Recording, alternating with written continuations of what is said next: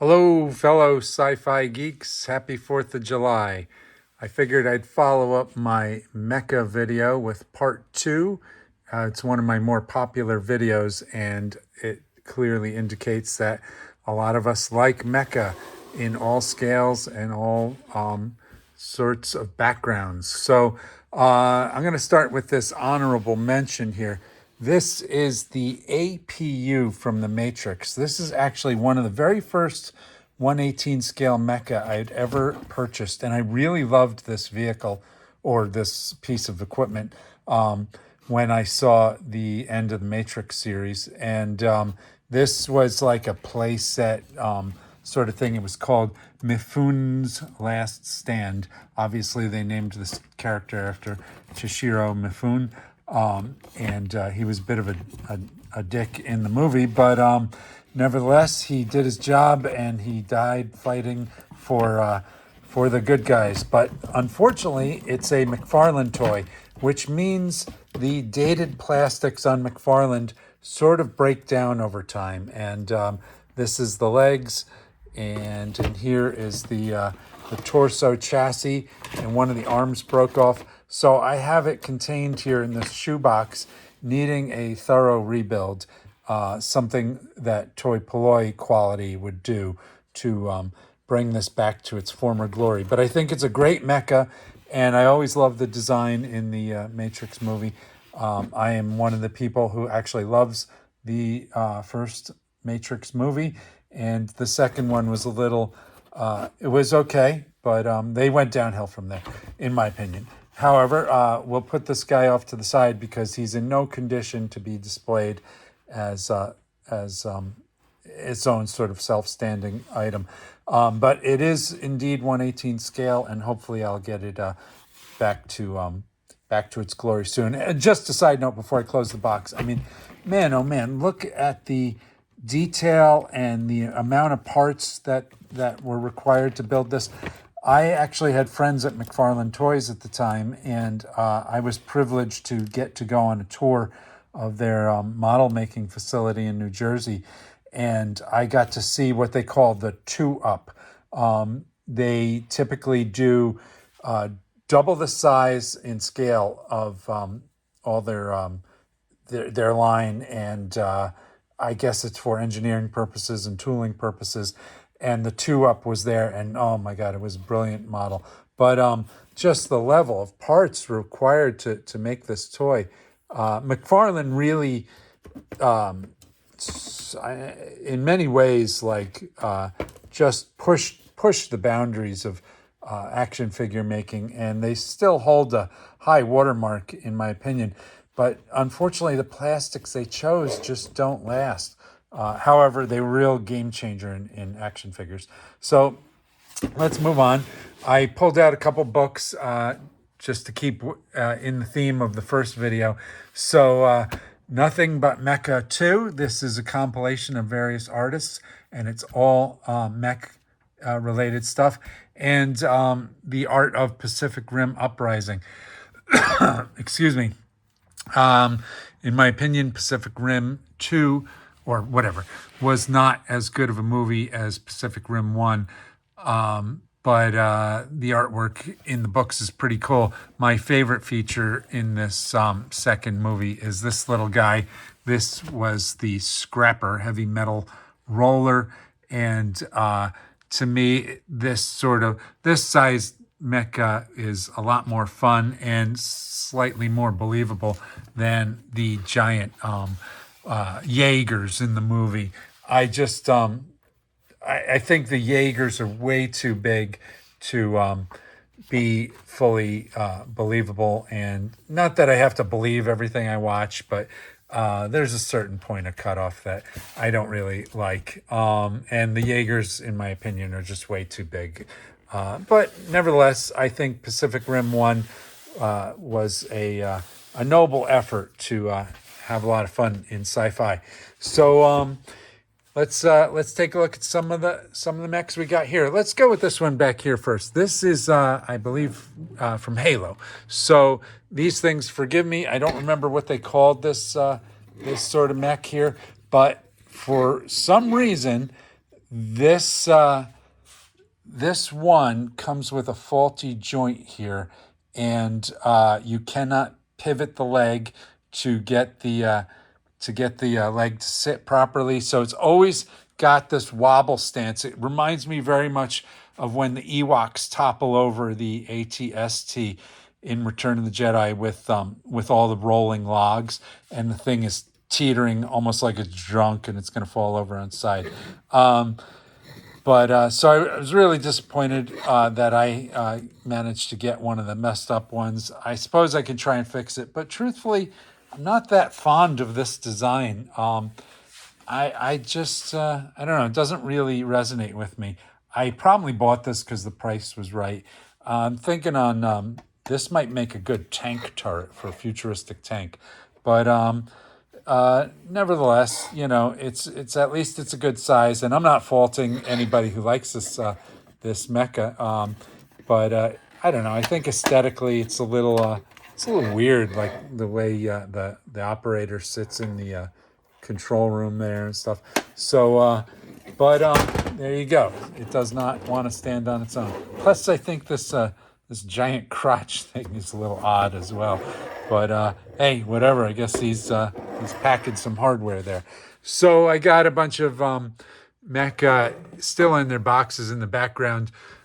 Before I really embraced 1/18 scale, I used to pick stuff up at random. These things were on sale at Media Play. That's how old these are.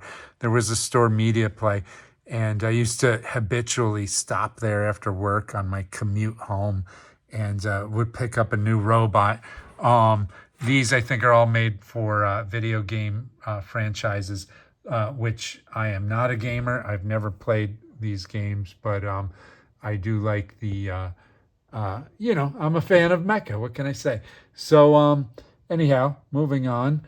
Very similar to the Matrix APU, in my opinion, is this Avatar amp suit. And this is from the second run of the Avatar movies, the Avatar toys, I should say.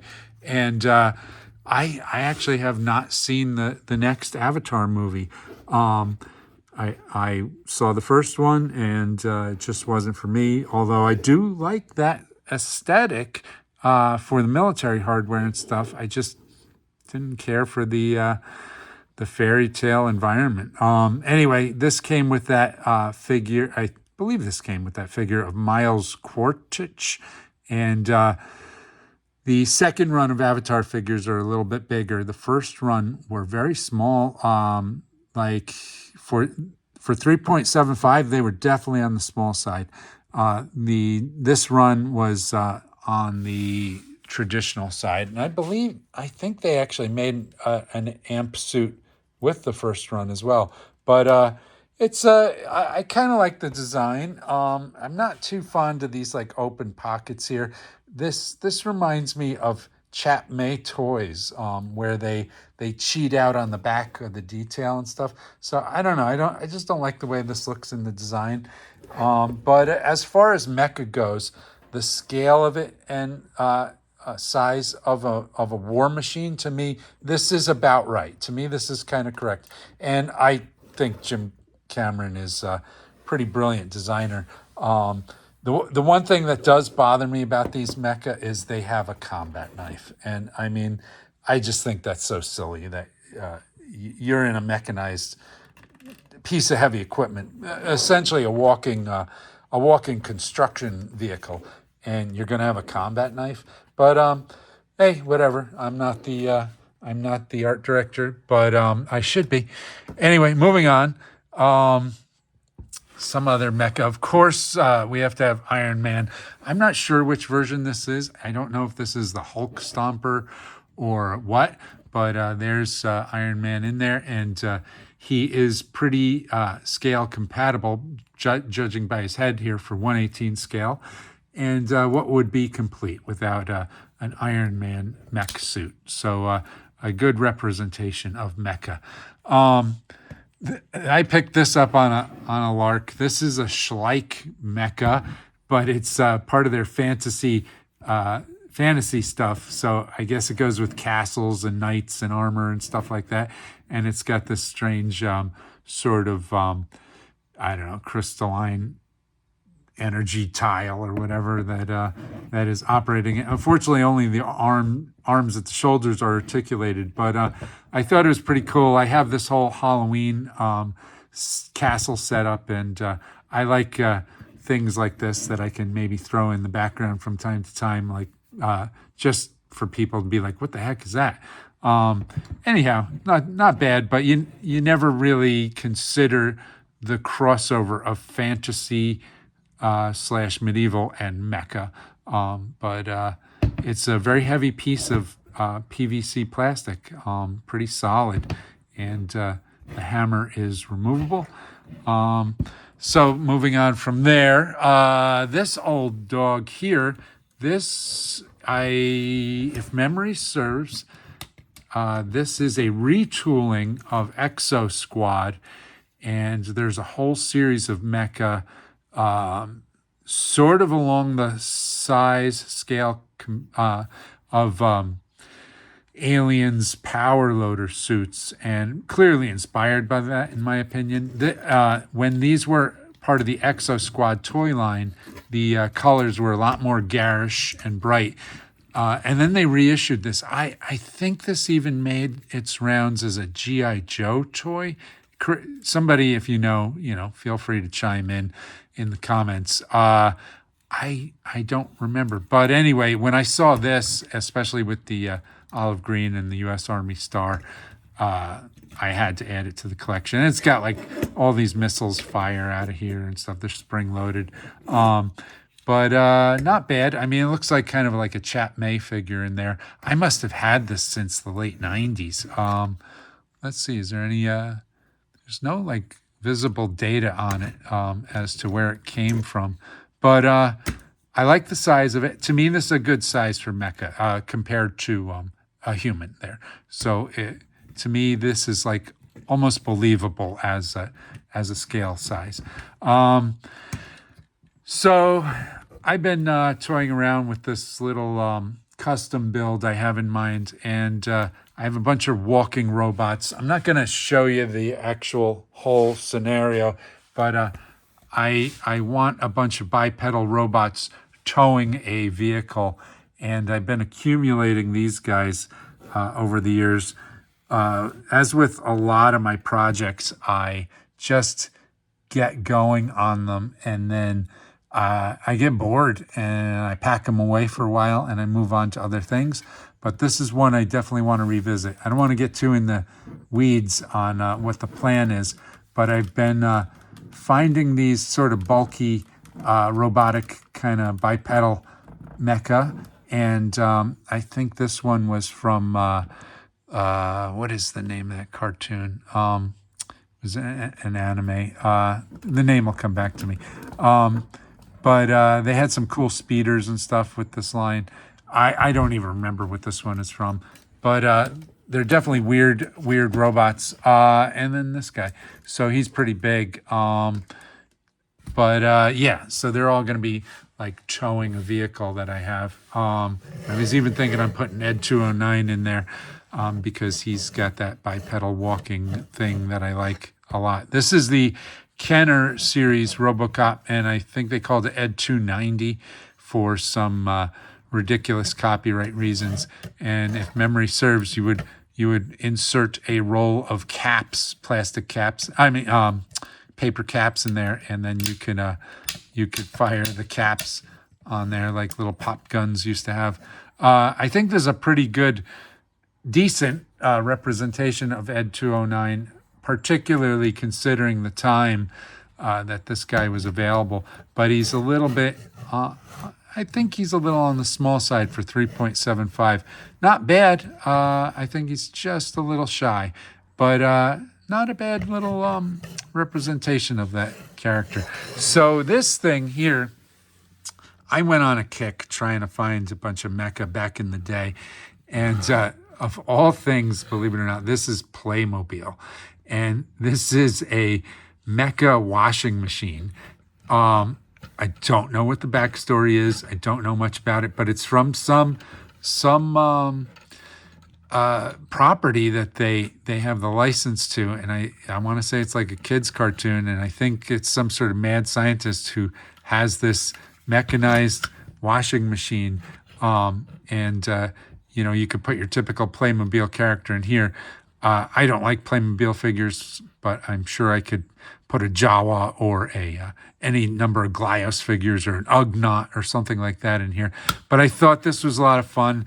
When I finish my sci-fi city, I definitely want to have some fun characters and things to put in there, as opposed to all you know, serious sci-fi hardware and stuff. So plus Playmobil, among other things, they have really nice rubber hoses and details for their for a lot of their stuff. So an oddball for sure, but I'm glad to have it. This thing is an anime mecha. The scale's way off for 118 here, but he is about the scale of a 118 figure. I don't know all these Gundam type of things, and this one is nautical themed. Notice little anchor marking on his shoulder, but I really like the aesthetics of this this mecha here. I love a lot of the Japanese firearms in the anime stuff are awesome, and he's got some sort of obviously lightsaber inspired sword. But yeah, I mean, Japanese giant robots, can't go wrong. Love them. They're cool things. And he's actually pretty well articulated. I also like the aqua accents to the military colors there. It's very naval-esque inspired. So back here are a few power loaders from various lines. And let's start with the Kenner. I'm sorry, this is the Super 7 power loader that they came out with to go with their Super 7 Aliens line, their 5-point of articulation line. Not bad, pretty limited in what it can do. Just simple shoulders and twisting at the forklift forks. I don't think the legs really move. But, you know, back in the day, if this were available, I would have loved it. I mean, I love it now, but,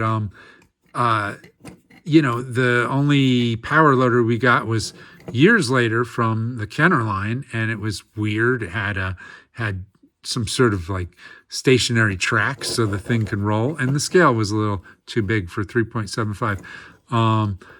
But I used to have that Aliens line power loader, but since I focus on 3.75, I decided to get rid of it.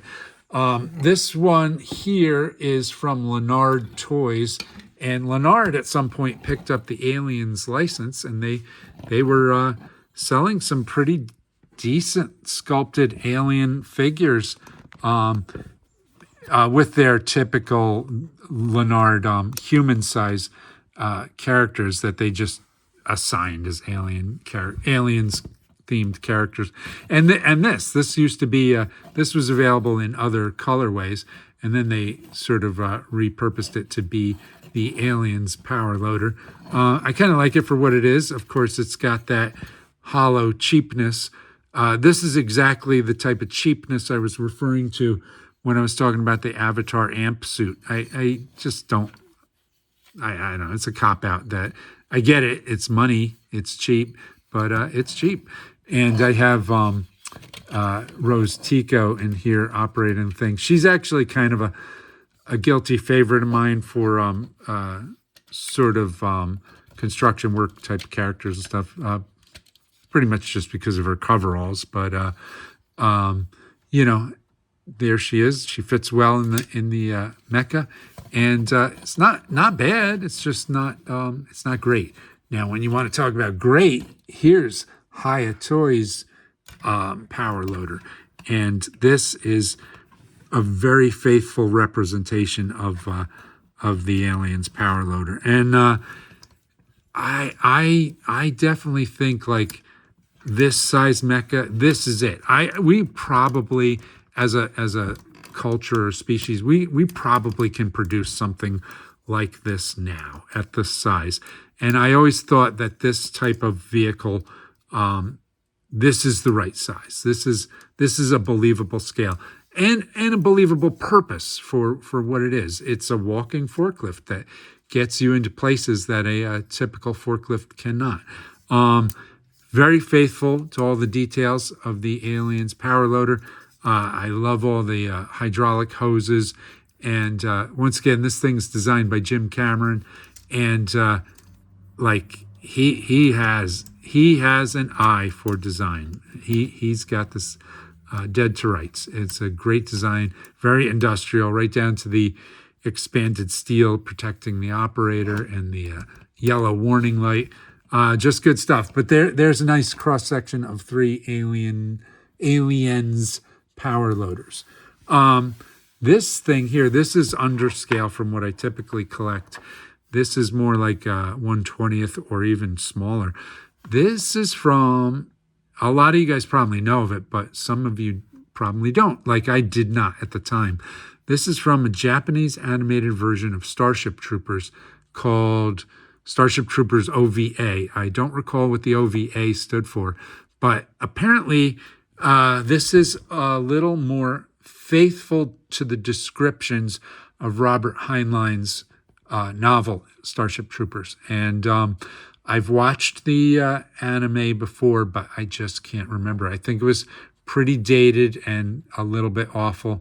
But as far as the design goes, I think the design is pretty cool.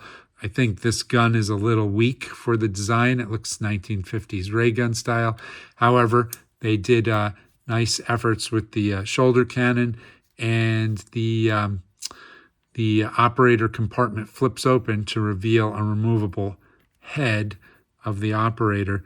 Now, I'm not sure. This is a little small for 1/18 scale, but I definitely have seen 1/18 scale figures proportionate to this size. But the figure overall is short for 1/18. I'm not sure what happens. I read Starship Troopers once. I don't remember much about there being like cyborg type of people and stuff like that, but I don't know. To me, that's what it looks like is going on here. But nevertheless, this figure here is unarticulated, but this one is has articulation, and it's pretty cool. I actually like it a lot. It's just too small for this sort of stuff, but it definitely speaks to me and my aesthetic tastes with the military hardware and stuff like that.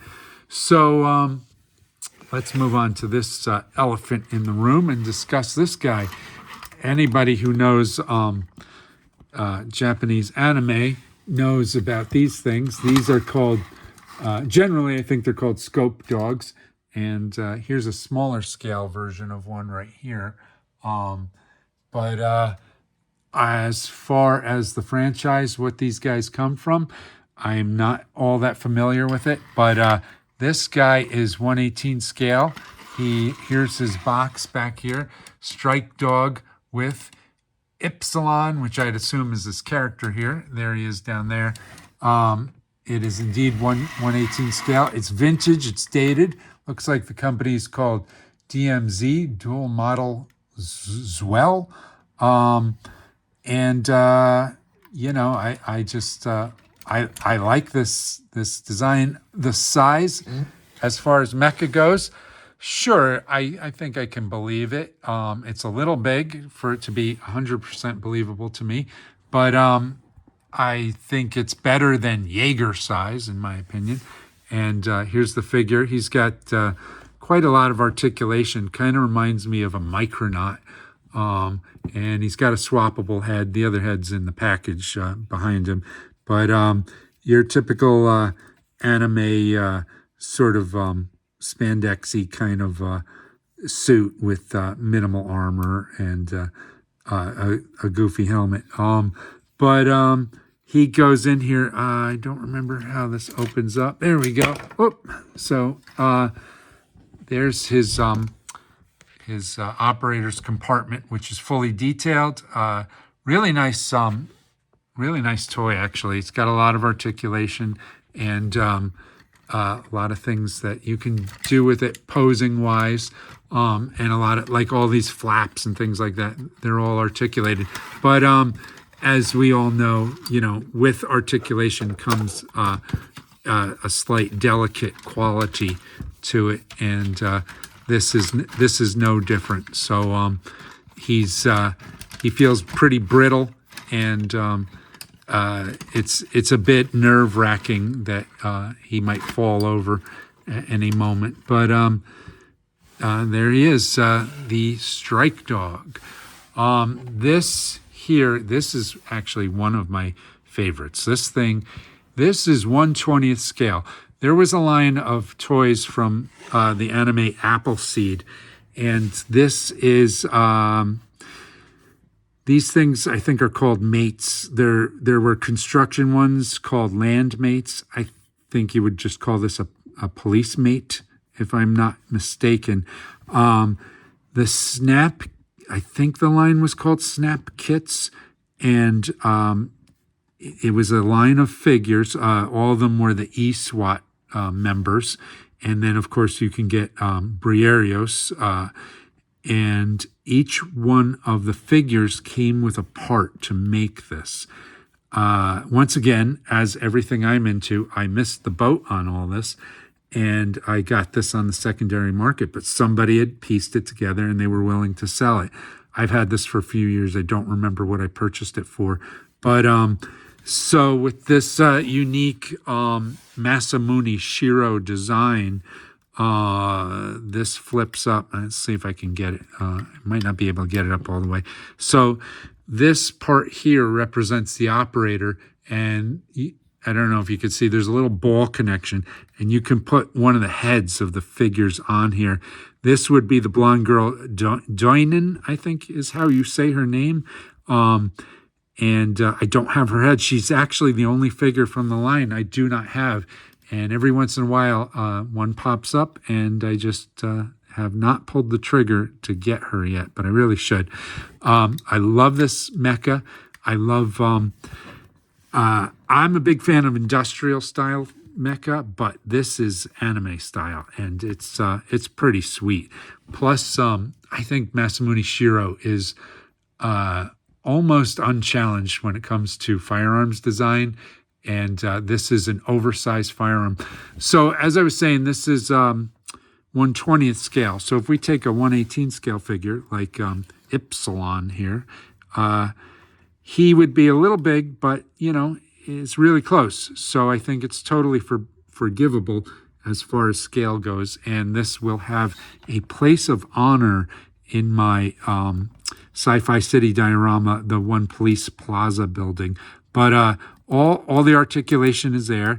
It's got swappable hands, and it's a heavy piece of PVC. Unfortunately, as these things get older, they don't hold their positioning as well anymore. And then there's this strange wing unit. So a lot of these things fly in the animes, and these wings pivot. This spins, so you can do different wing configurations, or you can just remove it altogether. It's got a keyed peg on the back, and just make a bipedal mecha here. And Masamune Shiro in particular loves these like kind of bunny ear designs on things, and these are just shoulder blades, but you'll see these are on Briarios' head. They're on the Landmate mecha. These strange bunny ear things. They make sense as far as like antenna go or instrumentation, but aesthetically, particularly on Briarios, I think they just kind of look stupid. But hey, once again, I'm not the art director, but once again, I should be. Anyhow, that's a joke, folks. Here's some more construction mecha. Let's pull this guy off from the side.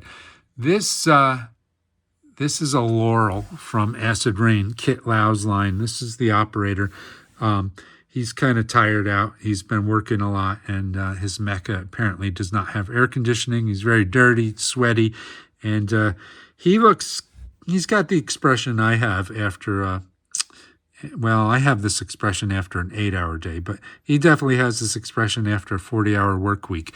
Anyhow, Acid Rain, Kit Lau, in my opinion, Kit Lau is probably the greatest action figure designer right now these days. His work is just amazing, and the weathered quality of mass-produced toys that he's responsible for. He's a real game changer for the action figure collection community. In my opinion, this is slightly inspired by Ko Yokoyama, and but that's okay.